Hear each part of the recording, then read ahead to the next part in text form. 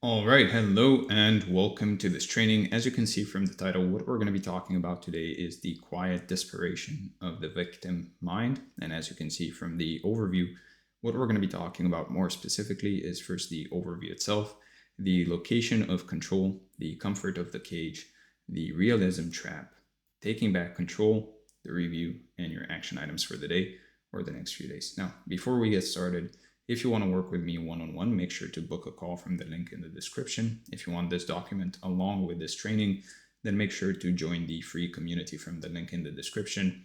And if you want weekly newsletters on how to improve in every aspect of your life, make sure to join the free newsletter, again, from the link in the description. With that said, let's get started and talk about the location of control. So every person carries a quiet answer to one question, which is whether the power to change their life sits inside them or somewhere out in the world.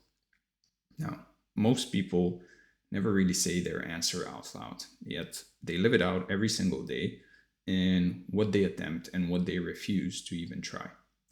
When you believe the power sits inside of you, you keep acting, right? Even when things are slow, even when the odds look rough, because acting is the only thing that fits what you believe about yourself. So you adjust, you try the next thing, you look for another way around the problem, you just act, you do something. Someone who believes they can affect their situation keeps looking for the next move. And the next move is what eventually gets them somewhere. They treat a setback as information about the route, not necessarily a final ruling on where they can end up. And over the years, that habit builds a person who simply expects to find a way through. And even when that person is wrong about the next move, the attempt itself produces feedback. And feedback is really what corrects the course over time. So doing nothing gives you nothing to necessarily learn from and nothing to really adjust to. The willingness to act is worth more than being right at the very start. Now, the victim has decided the power sits outside of them. When you believe the power sits outside of you, you stop acting on your own life. You decide to just basically be passive and give up.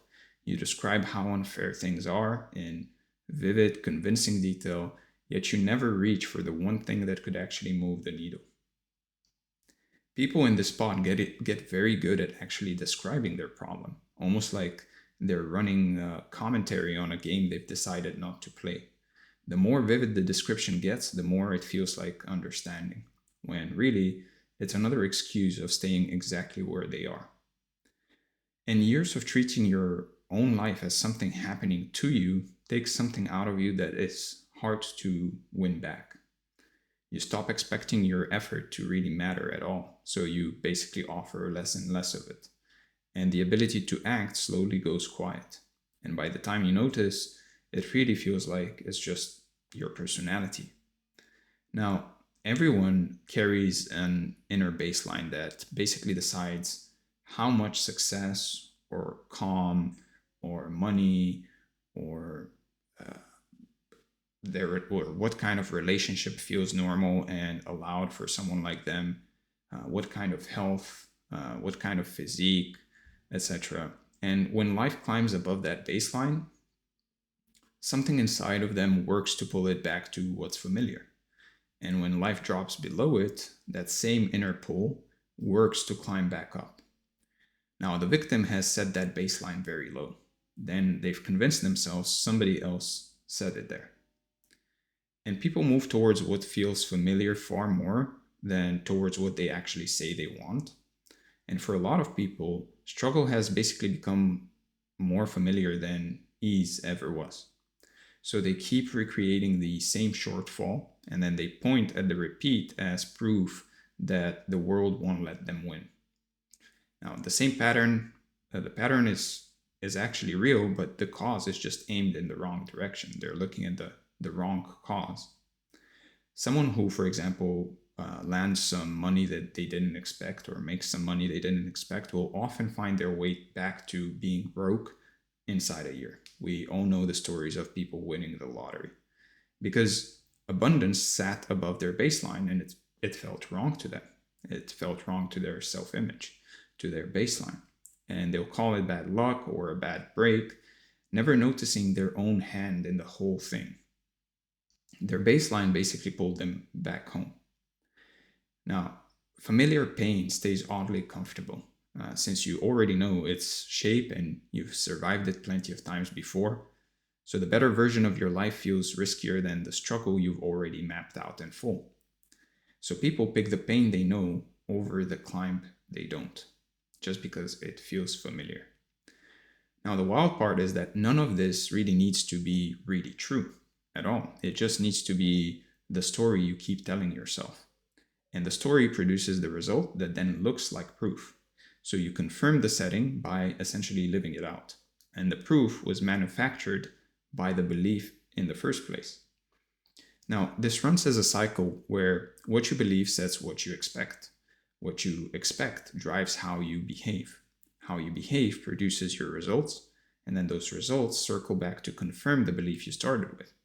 The victim lives by that exact same cycle and that exact same mindset. It's just aimed in the wrong direction. Now, once you believe the system is rigged, you stop trying things you could have probably pulled off, and then you point at your lack of results as evidence that you were right all along. And the lack of results is also real, but it's your refusal to try that built it. So the cycle will faithfully build towards whatever target you give it. And that will be the truth every single time. Aim it at the floor and it digs you in deeper. Aim it at the ceiling and it slowly starts to climb. Now, where it gets a bit uncomfortable for some people is if the baseline is internal, then it's also something you had a hand in setting. You might not have chosen it, or at least might not have chosen the first version of it. Fair enough. The early beliefs that got handed to you by your family, environment, and a handful of experiences that you probably never properly questioned. That's fine. But the current version, though, the one shaping your life today, you keep choosing every time you refuse to challenge it. Every time you repeat it in a conversation, every time you look for proof of it. Most of your starting beliefs were handed to you before you were old enough to vote on them, essentially. You absorbed them from your parents, from your teachers, a few loud moments that your young mind decided were proof of how things work. That part genuinely wasn't your doing. And obviously nobody is blaming a kid for the beliefs they were given.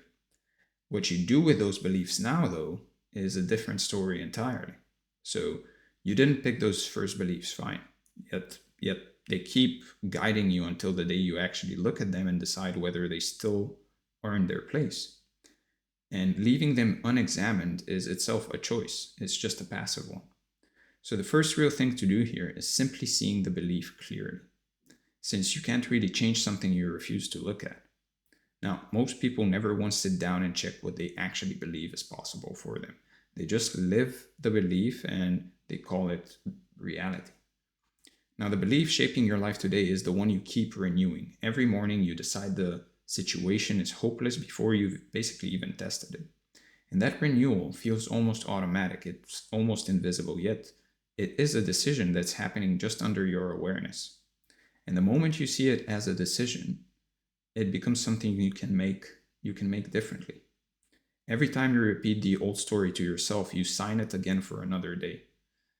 And if you stop signing that story, well, the story loses its authority over your behavior. It only stays in charge while you keep approving it. It doesn't happen without your approval. So realizing the belief is yours can be very heavy at first, no question. And a lot of people would rather it weren't true. A lot of people would rather close their eyes to that. But that same weight is the most freeing thing available to you. Because if you set the baseline, you can move the baseline. So with that covered, let's actually talk about the comfort of the cage. So if the baseline is internal and the power sits inside of you, then the obvious question is, why would anyone ever set the dial so low and keep it there? Well, the victim mindset looks like it's about pain. Underneath, it's really about safety, since as long as the fault lives out there in the world, you never really have to risk trying with everything you've got, and finding out that you might still come up short. Blame is the most comfortable position available to a frightened person. Now, the scariest thing for most people is never failing necessarily. It's giving something their full effort and still falling short. Because that takes away the last excuse they were hiding behind. So they protect themselves by never actually fully committing. Then they call the holding back being cautious or being realistic. And the half effort guarantees the very failure they were afraid of, while letting them believe that they never fully tried. So there is no such thing as halfway, right? 99% commitment is not commitment. It's not possible. You're either 100% committed or you're not committed at all. It's easy to make a lifestyle out of scared commitments that turn out to be actually non-commitments, where you're really just conning yourself that you're partly committed. You adapt to the pain of failure with a decision to not play. And if you don't play, well, you don't have to face losing. And if you're forced to play, well, you can always play half-heartedly. And then if you lose, you get to say it didn't matter because you weren't really trying. But you're not even in the game if you're not really committed. So an excuse works like insurance against ever having to face your own ceiling. And the victim story is the cheapest one on the market. You pay with your potential though, and it stays hidden until much later in life. And by the time you actually realize it, it has cost you the only run you have. So the belief that you could have made it if things were fair never has to be tested. And anything untested can look flawless forever. And the moment you actually try, that belief gets checked against reality and it might not survive. So handing the fault to someone else feels like relief in the moment. It feels like a weight that's been lifted off of your shoulders, a real and immediate lightening of the load. Now, the relief is genuine enough, yet you're borrowing it against your future. Every surrender today is a withdrawal from the person you could have grown into. And in the short run, putting the blame elsewhere lifts a weight off of your chest, and yes, you walk away feeling lighter, but in the long run, that lightness is really the feeling of setting your own life down and walking away from it. You can't put down the burden without also putting down the power to change anything. And so the bill for all of this comfort shows up slowly in a life that keeps getting a little smaller every year you defend the story. Nobody hands you a clear receipt, so it's easy to miss what it's costing you. But you just wake up one day surrounded by the results of 1,000 small surrenders, which are not a lot of results at the end of the day. Or it's one big result, but it's most likely not what you wanted. Now, every behavior that sticks around is really getting reinforced somehow. Otherwise, people would drop it, right? And victimhood gets reinforced extremely well in a lot of ways.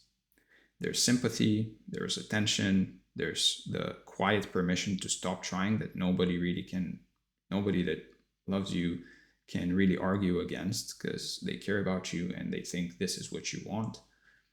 Until you name those payoffs, you'll keep collecting them while wondering why nothing in your life ever changes. So a good victim story buys real human connection sometimes, since people gather around someone in pain and offer comfort. And that comfort can also feel a lot like love. The catch is that the connection sits on top of victimhood. So the victimhood has to stay for the connection to keep flowing. And people end up protecting essentially the exact thing that's hurting them. And over enough time, that same victimhood becomes who you are, and people defend their identity really, really hard. So pain reliably pulls attention, and attention also feels like support, even when it's really just people watching from a distance. And the response to your suffering funds more of it. And you learn the story works, so you keep telling it to everyone. Now, the biggest payoff of all is permission to quit without guilt. Since if the deck is really stacked against you, then giving up looks reasonable, right? If the bar is set so low, you can basically step over it and feel accomplished, which is a comfortable way to live, but also a tragic one. Low expectations are very easy to meet and impossible to grow from. You win small and you lose enormously. Everybody's tired, and the victim story offers a kind of rest that feels earned, like you've already been through enough. But real rest restores you for the next effort, right? That's the point of rest. This version of rest, the victim's version of rest, just talks you out of making the effort at all. And where all that comfort turns on you is because the same belief that lets you rest also fills you with a slow resentment towards everyone who refused to quit. Watching someone rise from the same spot that you stayed stuck in feels like an accusation, even when they never say a word to you, even if you don't know them in real life. Other people's success becomes hard to be around since it's standing proof that the power was reachable the whole time. So the victim has to explain it away, calling it luck, privilege, or cheating, anything that keeps their own story intact. Every success they shrink down is essentially a confession they won't say out loud. So calling someone's results pure luck protects you from the harder truth that they kept trying while you watched and waited. Sometimes luck is genuinely a part of it. Sure, most of the time the so-called quote unquote lucky ones just took a lot more swings than anyone saw. So tearing other people down is always easier than admitting you could have been standing right next to them. Knocking them down changes nothing about your own situation, though. It just buys a few seconds of relief from the mirror until you see another reflection. Now, resentment doesn't stay contained, though. It spreads into your relationships, your health, and the whole way you read the world around you. People can feel it on you even when you're saying all the polite things. It damages the parts of your life that were still working. And bitterness comes through in ordinary conversations as well and slowly pushes away the very people who might have helped you climb out. You end up more isolated, which feels like fresh proof that the world is against you, and loneliness was self-made the whole time. Now, with that covered, let's talk about the realism trap. So far we've covered where control lives and why people choose the low setting. And now we get to the trap that catches the smart ones, which is the disguise this whole belief likes to wear. The victim mindset rarely shows up sounding hopeless.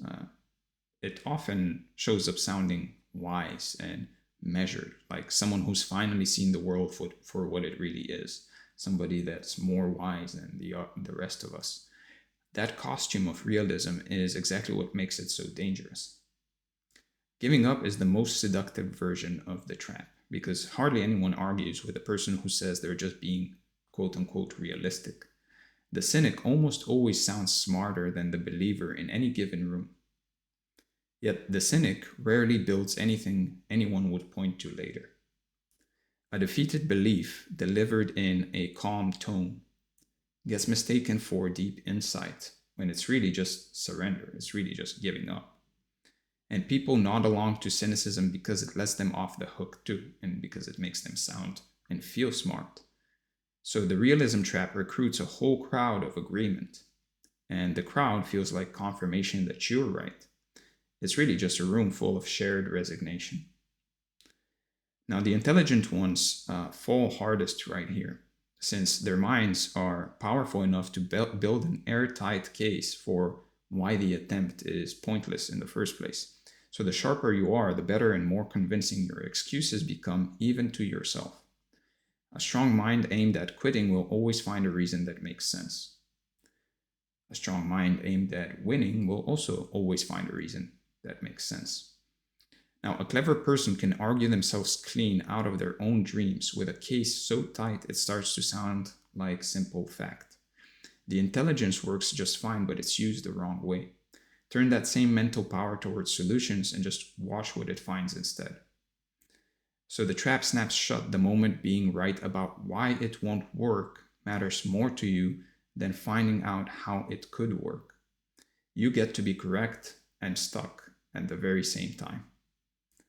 Now, the strongest version of the pushback, the one some people are already maybe forming in their head, most likely, is the one that says the deck is genuinely stacked, that it's class, it's the system, it's the economy, it's the family you happen to be born into.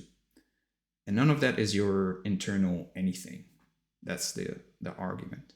And you know what? That pushback is partly right. The constraints are real, and pretending they aren't would be a flat out lie.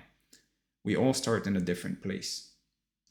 But the argument hides one fatal flaw. Inside any constraint you can name, any class, any country, any starting point, there's a widespread of outcomes where some people rise and others sink under the exact same conditions. So if the constraint decided the whole result, everyone inside it would end up in the same place, and they very clearly don't. So the constraint sets how hard the path is, maybe how long the path is, but it doesn't decide where you finish. So two people from the identical rough neighborhood, the same underfunded school, the same class of parents, routinely end up in completely different lives. And the difference can't be the neighborhood, since that part was shared evenly. What's left over is what each of them did inside those conditions. And what they did traced straight back to what they believed was possible for them. So some people genuinely start out with a harder path. That's just true. Harder is still a long way from impossible, though. The conditions might make the climb longer, but they don't necessarily remove the outcome at the end. So the unfair system and your beliefs running your life were never competing claims. They're both true at once. Two things can be true at the same time. They're just sitting on different layers of the same situation. The outer layer is the world you were handed, right? This is the outer layer of your control, which you didn't pick and you can't fully control. The inner layer is your response to that world, which is yours completely every single time. One layer is the set of conditions you were born into and the rules you operate under, and a lot of that genuinely sits outside your hands.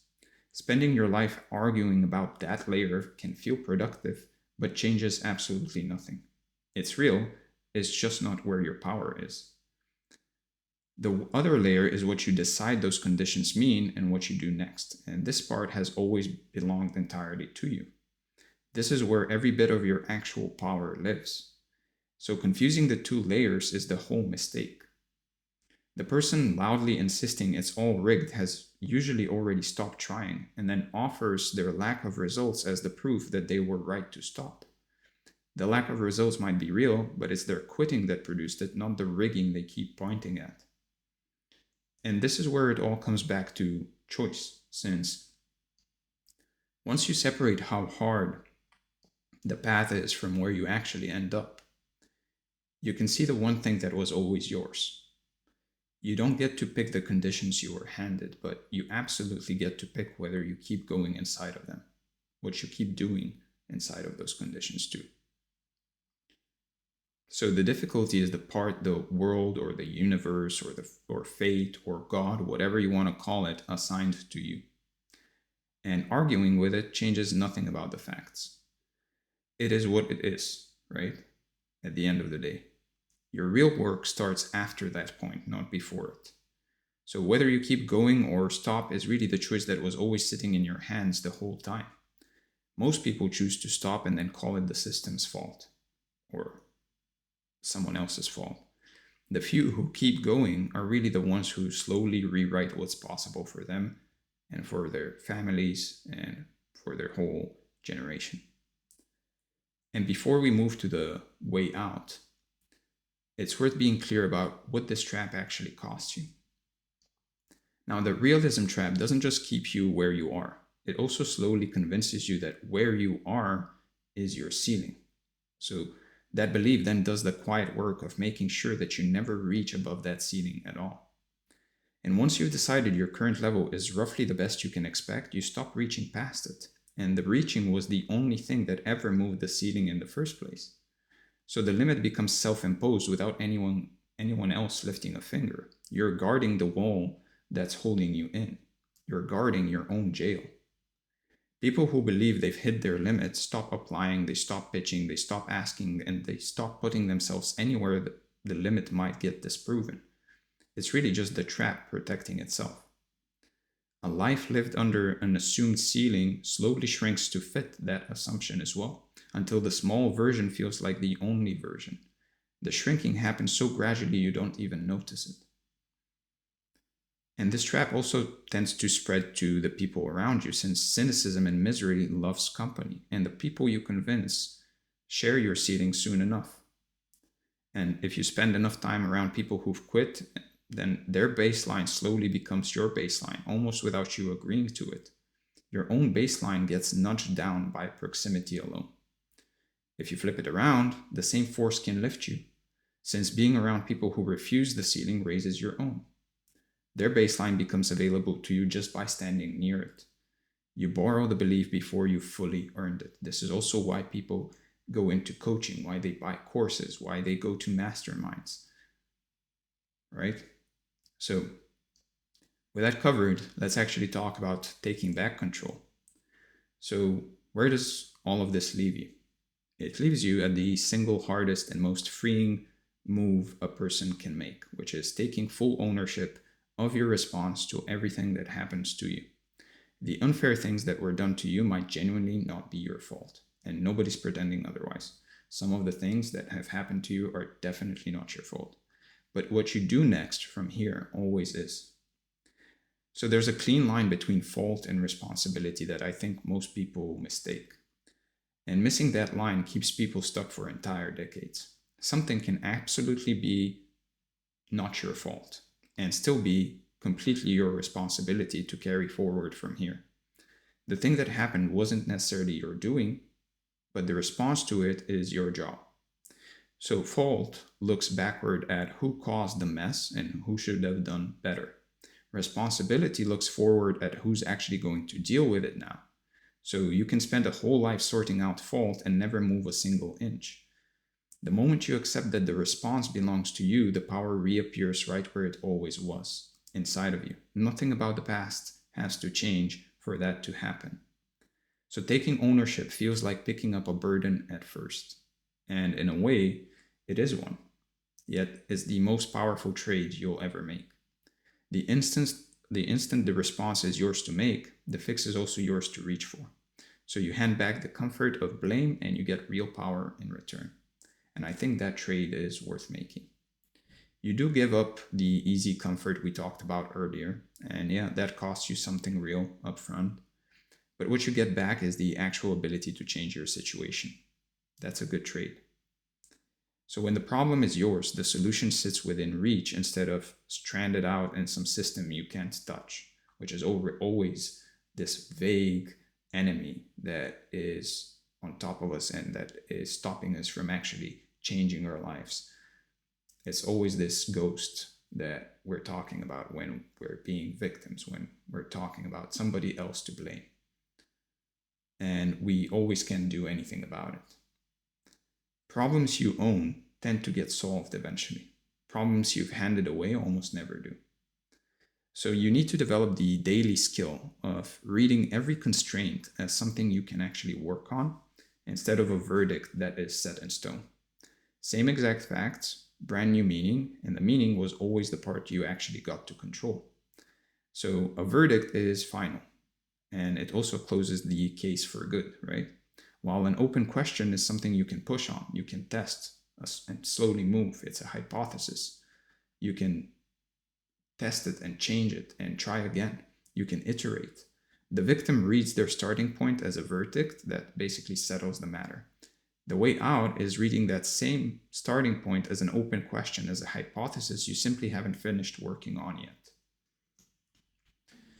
And if you think about it, nothing about your circumstances really arrives with its meaning already attached, right? You assign that part and you can assign it differently starting right now.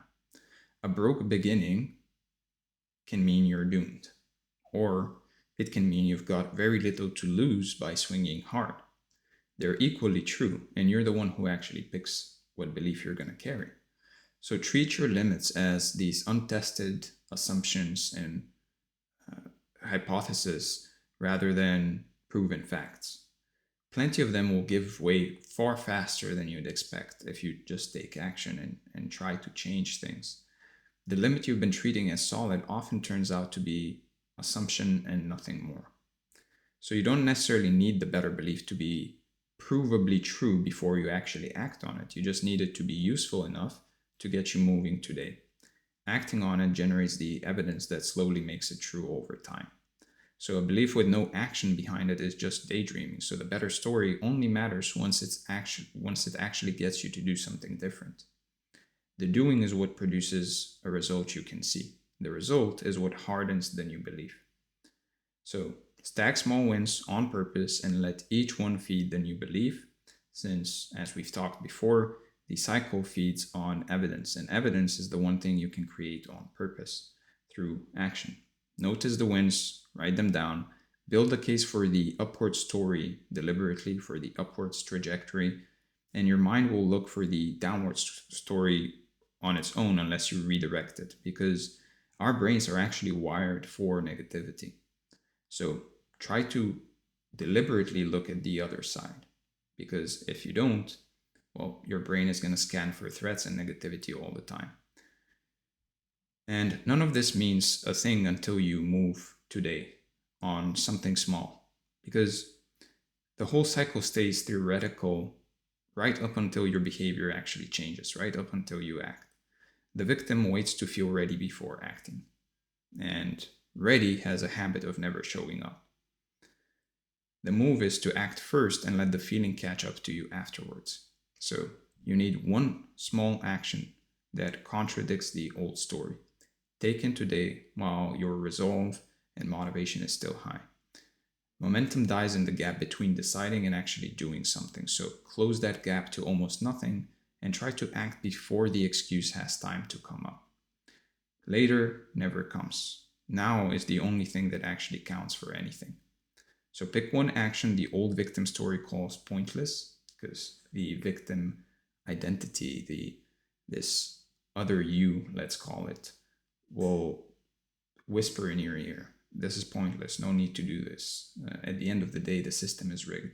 Don't listen to that. Pick one action the old victim story calls pointless and then do it anyway, and watch the story crack a little, and watch that identity crack a little as well. Each contradiction will chip away at the belief that held you down. Enough cracks and the whole thing finally breaks down.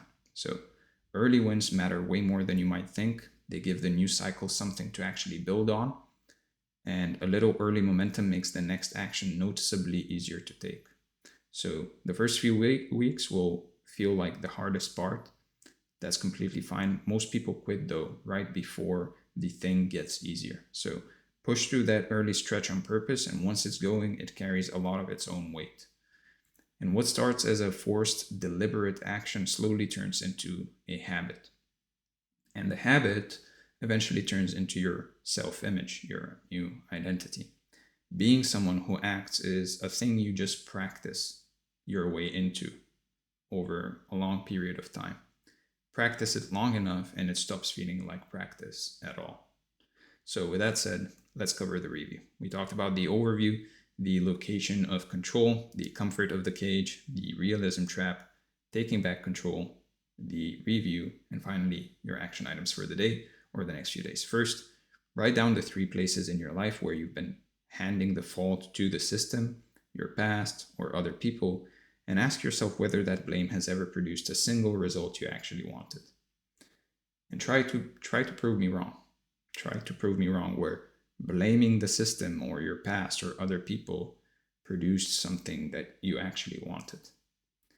And then take one of those 3, separate the fault from the responsibility, accept that whatever wasn't your doing is still yours to respond to, and then decide the one concrete move you'll make this week to respond to it. And then finally, do one small action today that the old victim story, the old victim identity, or self-image calls pointless, and do it before the excuse has time to reload. And write down what happened so the win can start feeding the new belief. And keep in mind, the victim mindset is a spectrum. We're all in it, right? We're all somewhere along that spectrum. So at the end of the day, even if you think you don't have the victim mentality or the victim mindset, which I think is the most destructive one to have, you most likely do. It's just at a different point in the spectrum. So the more you can remove of it, the better. It's poison. Now, with that said, if you want to work with me one-on-one, make sure to book a call from the link in the description. If you want this training along with its respective document, then make sure to join the free community from the link in the description.